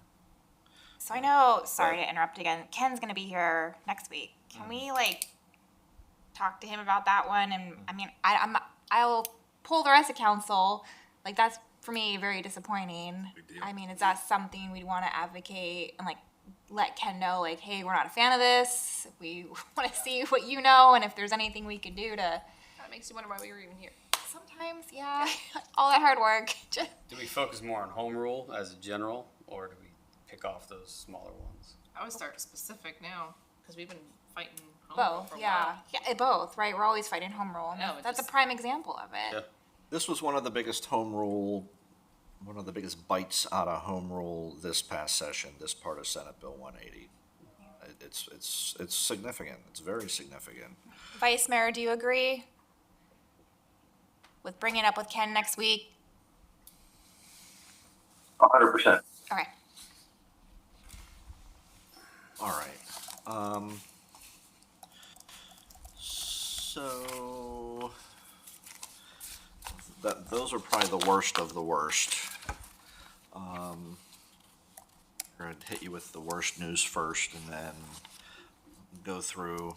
Sorry, one more thing on 180. Yeah, That yeah. one, that was a laundry list bill. There was so much stuff. There was so that's not the only thing in that one. You are Like, is correct. I think the building department has to do a lot with like plans for Yes. permitting during an event. Like our staff is working on all of that. Yep. That was a really big one. Okay. Where did I? Let me find it again real quick. Maybe the people in Tallahassee should go to the beach more. What? Yeah, other things it does, it bans local moratoriums on construction or redevelopment on property damaged by a hurricane during that same time frame. It requires designation of a emergency contact person. We have to notify Department of Emergency Management by May 1st of each year. It adds a local government requirement to provide online access to substantial damage / substantial improvement determination letters. It requires local government emergency response contracts to include a provision requiring that a contractor pay damages and a penalty for breach of contract.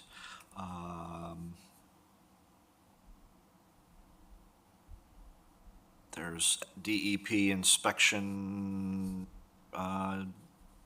language regarding infrastructure with risk of flood. So, yes, there's a whole bunch of things in this. The biggest and most painful one is the retroactive application of the land development and comp plan regulations, but so here's some additional under preemption and home rule. House Bill 683 is the one that prevents us going forward from regulating the installation, maintenance, or use of artificial turf on single-family residential properties of 1 acre or less. The bill requires DEP to establish rules and requirements for artificial turf installation, maintenance, and use. This bill also generally had a provision that requires local government to promptly process contract change orders within 35 days of receipt. It does a few other things with building permits, but the big one on House Bill 683 was the artificial turf. So we're going to need to look at our artificial turf code as well and make some decisions on how to bring that into compliance. We have artificial turf regulations, but they won't be able to be applied to single-family residential properties of 1 acre or less in size. Question. Yeah. Does that include right-of-ways or just inside the property lines? So in my opinion, it is the property. The right-of-way is the village's right-of-way. It's not owned by the adjacent property owner. The other one with that, just as a note, we still enforce our artificial turf because that law does not go into effect until the DEP issues that those standards. So all of our artificial turf is still in play. We still notice of violations, anybody that's, in violation of that. Obviously, you guys know there's been some that have put in artificial turf without permits. Those have gotten notice of violation, especially the ones that are in our right of way. So we're still working through all that until this is the regulations are adopted by FDEP. We're still, we still have our code in place.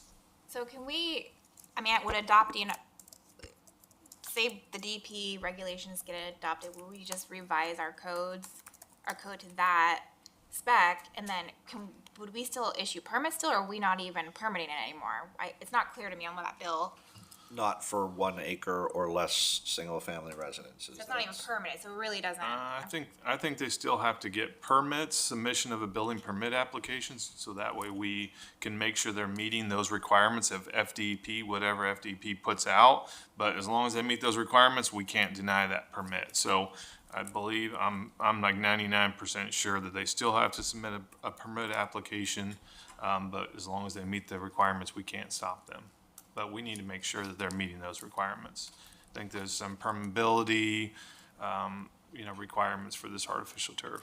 Hopefully, whatever rules are promulgated will, we have a pretty robust code that talks about quality of the turf and how it's installed and how it's maintained. And those were based on best practices at the time the code was written, so hopefully what the state does will be at least in the same ballpark.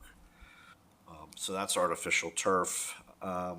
Next one's interesting. These laws are supposed to be single subject. I don't know how these two things got put into the same bill, but Senate Bill 700 does two things. It preempts the regulation of electric vehicle charging stations to the state, and it also prohibits the addition of fluoride into the public water system. I have no idea how that's a single subject, but other than they're both preemptions, but both of those passed. So for the EV charging stations, does that mean is that at a residence, or is that like a charging station, a parking lot? Like, what does that mean? Because I know right now, if someone has to do the electrical work for a charging station. No, I don't think it's like if you have an electric vehicle and you want to put the thing in your garage to charge your car, that's not what this is talking about. This is more like if a Wawa came back and they wanted to have a whole row of EV charging stations. That's what I believe this has to do with. The next one's almost just a fun fact as opposed to anything we probably have to worry about. But Senate Bill 118 preempts to the state all regulation of the establishment, maintenance, and activities and operations of any presidential library within its jurisdiction. True story. So beach use, Senate Bill 1622.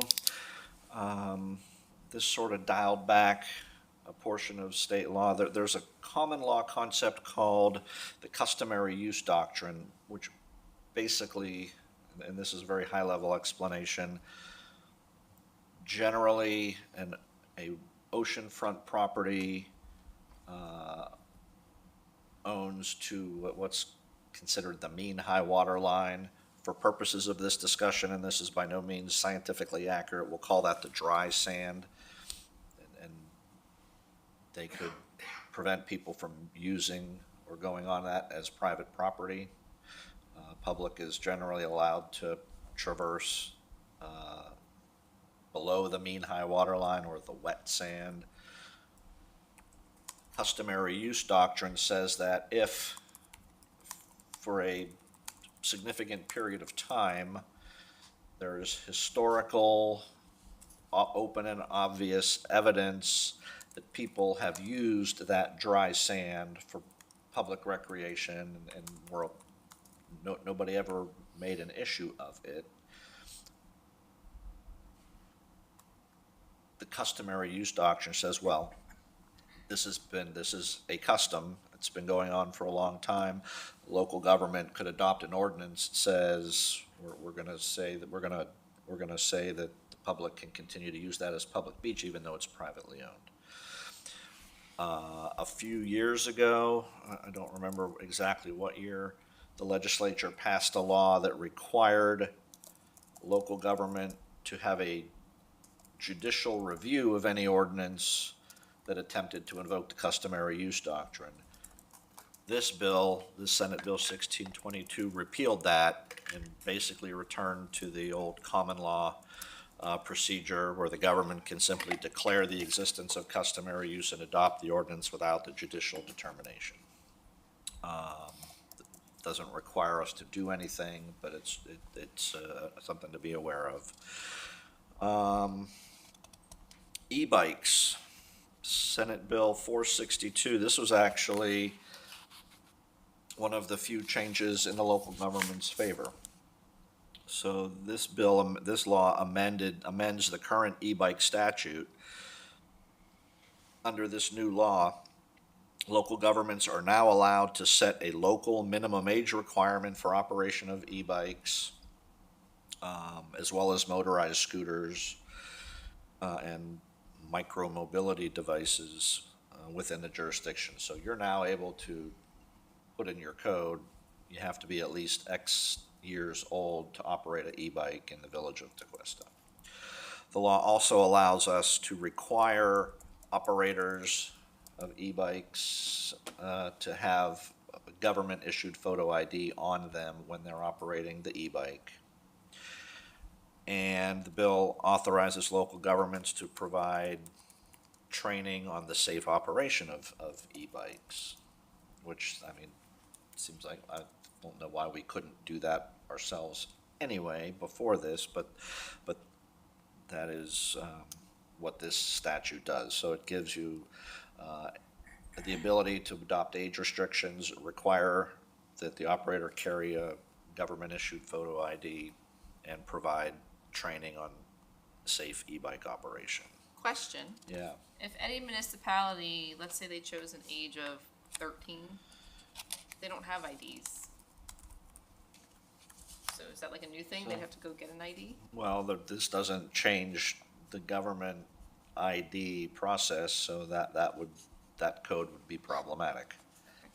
Just curious. Yeah. Just making sure I heard that right. Yep. Okay. In your example, I think that would certainly be problematic, but that is what the new e-bike law does. So just as an update with that, the chief was recently at a chief's meeting, and at this point, we don't know of any Palm Beach County municipalities that are taking an additional step. I think everybody's kind of in the wait and see stage, so we're obviously tracking this with other municipalities, and obviously if council wants to take action, we can, but at this point, I know the chief's looking at how do we enforce some of these things and looking at what other municipalities are doing to enforce these things, and nobody else right now is doing them, so, or has intentions of doing them that we know of. And the state statute's still the same. They didn't change that. They're just giving the municipalities and counties a flexibility to do something different, right? Yeah, you can still either have them on the roads or the sidewalks or both, but you have to allow them. Right, the only change is the age and the ID. And it specifically says we can have safety training program. All right, moving on to building, zoning, and land development issues. Senate Bill 1080, not 180, but 1080, prohibits municipalities from limiting the number of quasi-judicial hearings held each month if such limitation causes a delay in the development review process for any particular application. Also requires municipalities to confirm receipt of an application for a development order within 5 days of the receipt. So there's a couple of things community development and the building department will need to keep in mind. I don't think we have to change our code on that one, but there's definitely some procedural things we need to keep in mind on that. So we had Live Local 3 this session, and that was Senate Bill 1730. So the revisions to Live Local this year They added what's called, and I'll quote, "any flexibly zoned area permitted for commercial, industrial, or mixed use." So this would be like a PUD. That's added to the list of zoning categories where live local development could be commenced. It prohibits local government from requiring more than 10% of the total square footage of a mixed-use project to be used for non-residential purposes.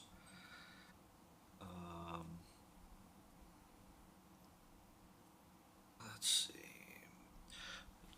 It now awards attorney's fees to prevailing party in litigation in a civil action filed against the local government for a violation in an amount not to exceed $200,000.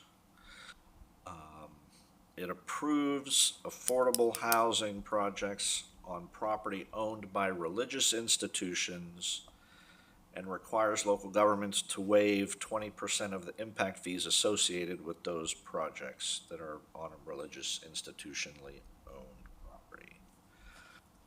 Those are the high points on the Live Local amendments.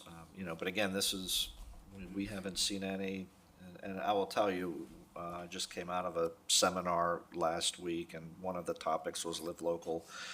There is not nobody's seeing a lot of this. It did not take off, I guess, the way some people thought it might. So that's interesting. I already talked about platting. Is now an administrative. It's an administrative act, so we're probably gonna have to look at our I think it's chapter 66 of our code and our procedures to conform any contrary ordinance to this new law. I already talked about certified recovery residents. We have, and there is a time frame on that. I don't think I mentioned before. By January 1st of 2026. So we have a little bit of time to adopt the ordinance establishing the reasonable accommodation procedures. It also, local governments have to provide a written determination on the reasonable accommodation request within 60 days after receipt of a complete application. So there is time frame on that.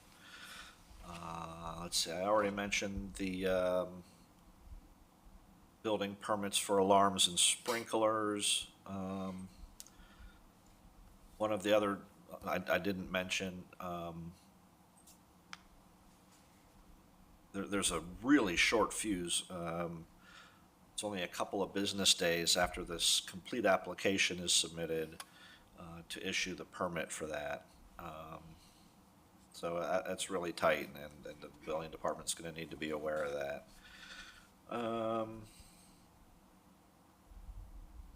Let's see, moving on to grants, finance, and taxation issues. Senate Bill 738 authorized municipalities to exempt public and private preschools from certain special assessments levied by the municipalities. That's probably the only one I really need to go over in this workshop.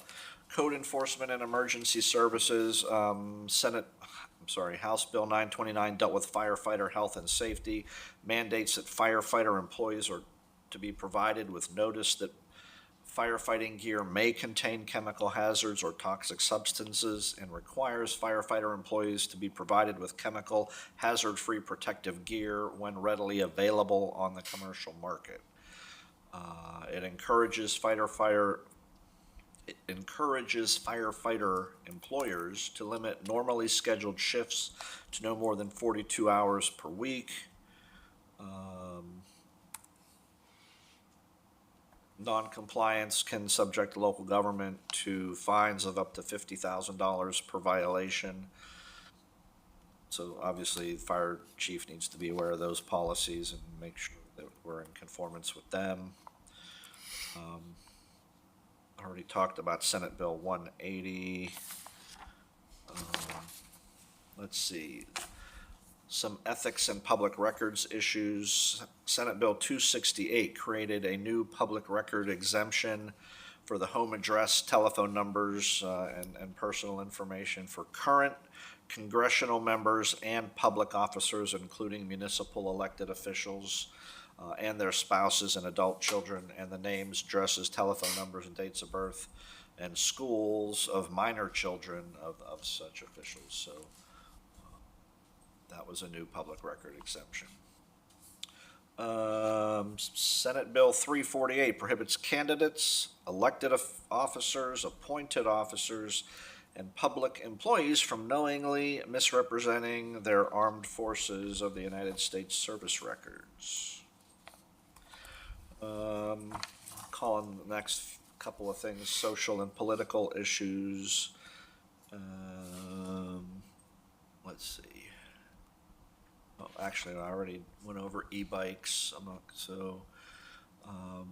House Bill 209 passed, and that's the one that most notably and locally affected Jonathan Dickinson State Park. This is Senator Harrell sponsored the bill that prohibits installation of golf courses, tennis courts, and other sporting facilities, as well as hotels within state parks.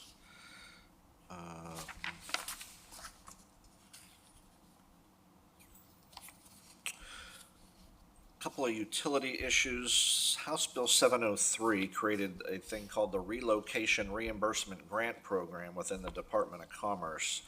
It assists communication service providers, so like T-Mobile's and AT&T's of the world, with financial assistance for when they have to relocate their utilities when the municipality requires them to move their facilities. The money appropriated to this grant fund comes from the local government half-cent sales tax clearing trust fund, which thereby reduces the available revenue to be distributed to local governments and municipalities from that fund. So there's some shifting of money that may negatively impact what you get from the state on that. Utility service restrictions, House Bill 1137 adds local government authorities to the list of utility providers who are restricted from regulating the types of fuel sources used for energy production in the municipality. So like you couldn't mandate that people can't have natural gas or have to use electric appliances, that sort of thing. It also prevents the building commission and the fire marshal from adopting codes into those codes that deals with that. But the high level short answer to this one is the bill prevents local government from prohibiting natural gas appliance through building and fire codes.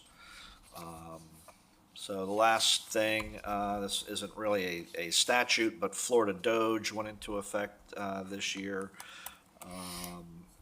Department of Government Efficiency, basically you can use publicly available data to identify and report unnecessary spending within county and municipal governments and recommend legislative reforms to promote efficiency, maximize productivity, and eliminate waste in state and local government. And we've already received one or two, I'll just call them public records requests from DOGE for a variety of different things.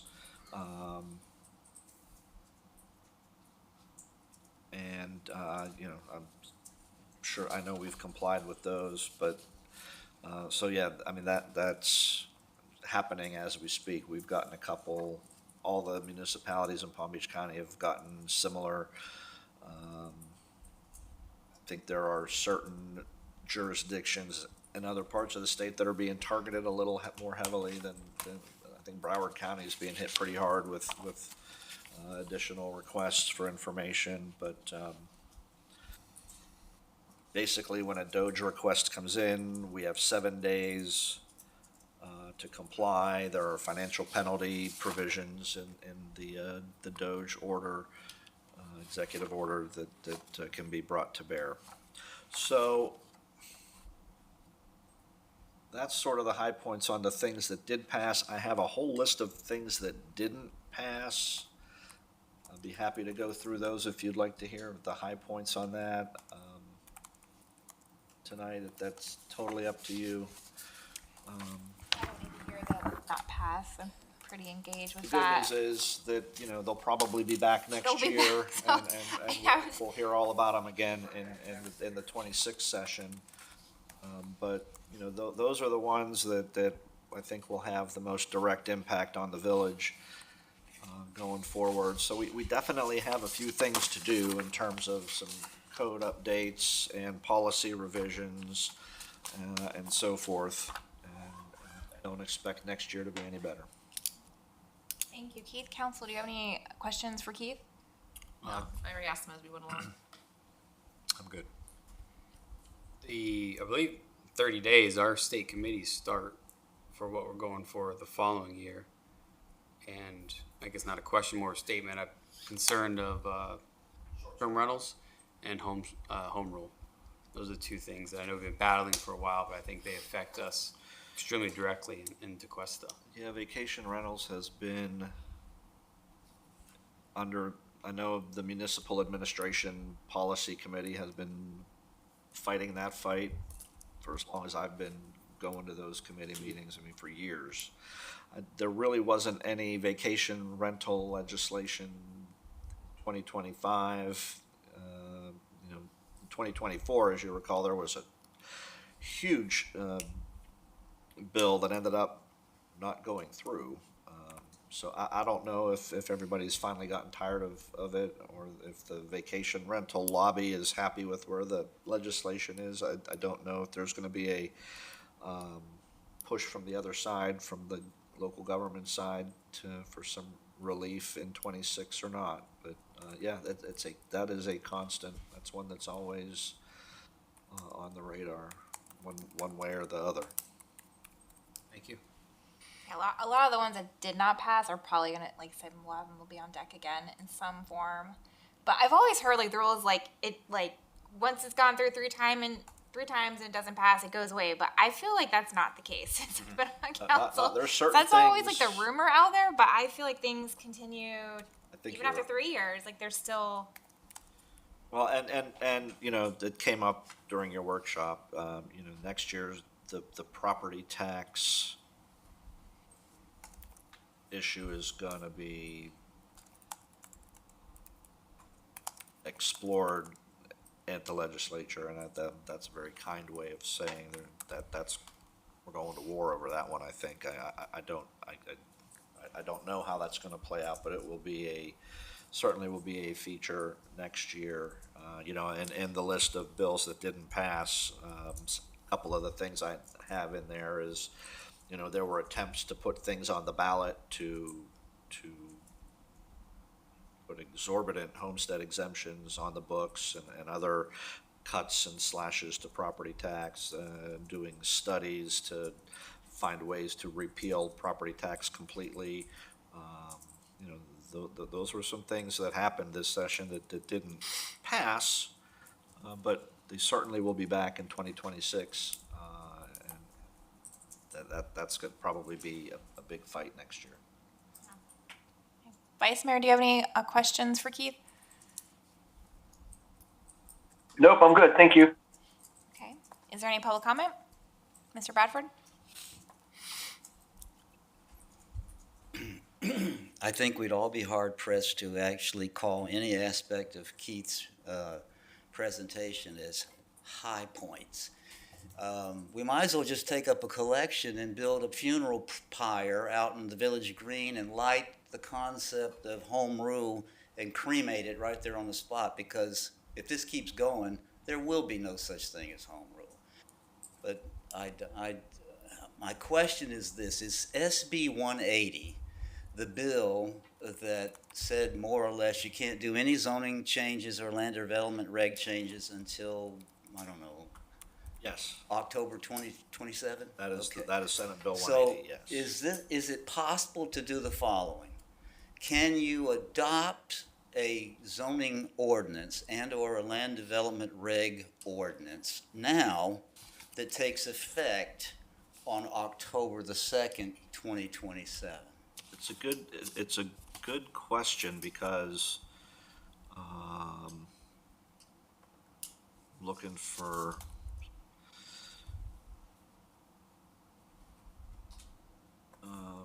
I don't have have the language of the bill, but I have my memo notes, and what I wrote is that these amendments apply retroactively with any more restrictive actions or moratorium ordinance deemed null and void ab initio. So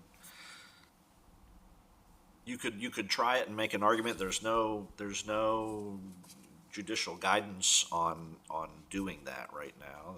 I would think it recommend- certainly complies with the spirit Yeah. of what the new statute's doing. I would recommend to you guys that whenever you feel there's something that needs to be changed in relative to zoning and land development regs, do it.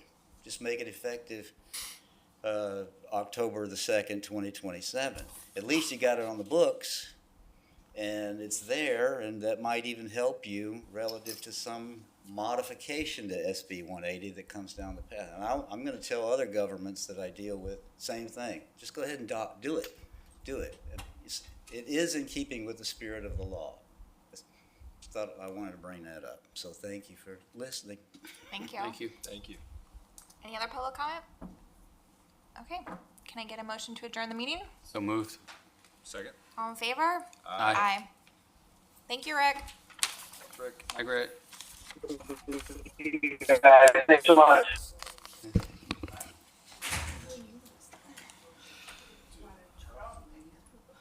Oh, yeah. I heard your rod's going.